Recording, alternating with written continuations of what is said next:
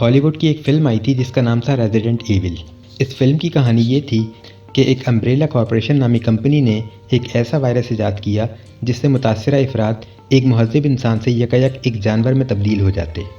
اس کے تجربات ابھی جاری تھے کہ کسی اندر کے آدمی کی بغاوت سے وہ وائرس، جس کا نام ٹی وائرس رکھا گیا تھا، چوری ہو گیا۔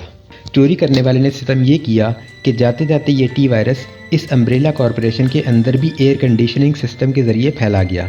اس کے بعد پوری دنیا میں ایک تباہی پھیل گئی۔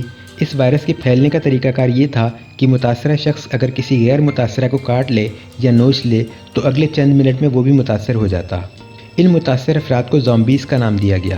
ان کی انسانیت ختم ہو جاتی، جذبات ختم ہو جاتے، دماغ معوف ہو جاتے، اور جو ایک چیز ان میں باقی رہ جاتی وہ تھی بھوک۔ یہ بھوکے پیٹ دوسرے انسانوں پر جھپٹتے اور انہیں کھانے کی کوشش میں انہیں بھی اپنے جیسا بنا دیتے۔ یہ فلم شاید اس نوعیت کی پہلی فلم تھی، لیکن اس کے بعد زومبیز کے موضوع پر بے شمار فلمیں بنائی گئیں۔ خود چین نے بھی اس موضوع پر فلمیں بنا رکھی ہیں۔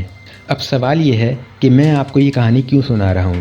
کیا اس ٹی وائرس اور کرونا وائرس کا آپس میں کوئی تعلق ہے؟ بادی النظر میں ایسا لگتا ہے کہ نہیں ہے، لیکن اگر آپ گہرائی میں جا کر سوچیں تو نتائج کچھ مختلف بھی نہیں ہوں گے۔ کرونا وائرس اتنا خطرناک قرار نہیں دیا گیا۔ یہ ایک فلو کی ہی قسم ہے جسے عام حالت میں ہم قابل دوا بھی نہیں سمجھتے۔ اس میں مرنے والوں کی اکثریت کے بارے میں بتایا جا رہا ہے کہ جو پہلے سے کسی بیماری میں مبتلا ہوں، بوڑھے ہوں یا بچے ہوں، یا جن کا مدافعتی نظام کمزور ہو۔ یعنی اگر آپ کا مدافعتی نظام مضبوط ہے تو آپ کو کرونا وائرس سے خوفزدہ ہونے کی کوئی ضرورت نہیں۔ لیکن اب میں آپ سے ایک سوال پوچھنا چاہتا ہوں، کیا آپ خوفزدہ ہیں یا نہیں؟ میرے خیال میں جو شخص آج یہ کہے کہ وہ خوفزدہ نہیں ہے، وہ دراصل جھوٹ بول رہا ہے۔ ہم سب خوفزدہ ہیں، باوجود اس کے کہ ہم نے اپنے اطراف میں کرونا وائرس کا ایک بھی مریض نہیں دیکھا۔ ہمارے رشتہ داروں میں، دوست احباب میں، رشتہ داروں کے رشتہ داروں میں، دوستوں کے دوستوں میں، یہ سلسلہ جہاں تک بڑھاتے جائیں، لیکن آپ کو اپنے جاننے والوں میں کرونا کا کوئی مریض ہی نہیں ملے گا۔ کرونا سے ہلاکت کی باری تو اس کے بعد ہے۔ پھر ہم کیوں خوفزدہ ہیں؟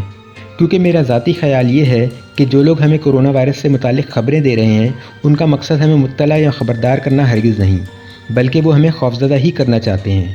احتیاطی تدابیر کے نام پر ایک خوف پھیلایا جا رہا ہے، ایک ڈر پھیلایا جا رہا ہے۔ اس ڈر کے بعد لوگوں کو گھروں میں زبردستی مقید کیا جا رہا ہے۔ اس کے نتائج کیا ہوں گے؟ اس کو سمجھنے کے لیے آپ امریکہ کے حالات دیکھ لیں۔ امریکہ میں لوگوں نے راشن کے ساتھ ساتھ اسلحہ بھی جمع کرنا شروع کر دیا ہے، کیونکہ جو نظر آ رہا ہے اس میں دنیا ایک شدید قحط کی طرف دھکیل دی گئی ہے۔ اس میں اب کسی کو اسٹور میں آٹا نہ ملا تو جو ایک معمولی ٹوائلٹ پیپر پر لڑ سکتا ہے، وہ آٹے کی خاطر کیا نہیں کر سکتا۔ یہ حالات کم از کم ہم پاکستانیوں کے لیے خوف میں مبتلا کر دینے والے ہیں، کیونکہ ابھی یہ ٹھیک سے پھیلا نہیں تو اس سے متعلقہ اشیاء مارکیٹ سے غائب ہو چکی ہیں۔ جب یہ پھیل گیا تو آٹے، چینی، دال، چاول کے لیے لوگ ایک دوسرے کے ساتھ وہی سلوک کریں گے جو مذکورہ فلم میں زومبیز کرتے نظر آتے ہیں۔ اس وائرس سے نمٹنا میرے نزدیک آسان ہے، لیکن اگر اس لاک ڈاؤن کے نتیجے میں لوگ ایک دوسرے کے خون کے پیاسے ہو گئے تو کیا ہوگا؟ جس کے گھر میں بچے بھوک سے بلک رہے ہوں گے، وہ اپنے بچوں کا پیٹ بھرنے کے لیے کیا نہ کرے گا۔ 1999 میں ڈاکٹر اسرار احمد مرحوم کی ایک ویڈیو منظر عام پر آئی تھی، جس میں انہوں نے ایک لیکچر میں کہا تھا کہ انسان کو جانور بنانے کی تیاریاں کی جا رہی ہیں۔ ایک ایسا نیو ورلڈ آرڈر آنے والا ہے جس میں انسان کو کھائے گا، صرف کچھ لوگ راج کریں گے۔ ناظرین، اللہ کا شکر ہے کہ ہم مسلمان ہیں۔ اللہ نے ہمیں توفیق دی ہے کہ ہم آخری وقت تک اپنے مسلمان بھائیوں کی مدد کرتے ہیں۔ یہی اس مسئلے کا حل ہے۔ اللہ آپ کی استطاعت کو آزمانا چاہتا ہے۔ اللہ آپ کے صبر کو بھی آزما رہا ہے اور آپ کی دریا دلی کو بھی۔ اس بحران سے سرخرو ہو کر صرف وہی قومیں نکلیں گی جو ایک دوسرے کی مدد کے جذبے سے سرشار ہوں گی۔ جن ممالک میں پہلے سے خود غرضی کا راج ہے، وہاں زومبیز ہی جنم لیں گے۔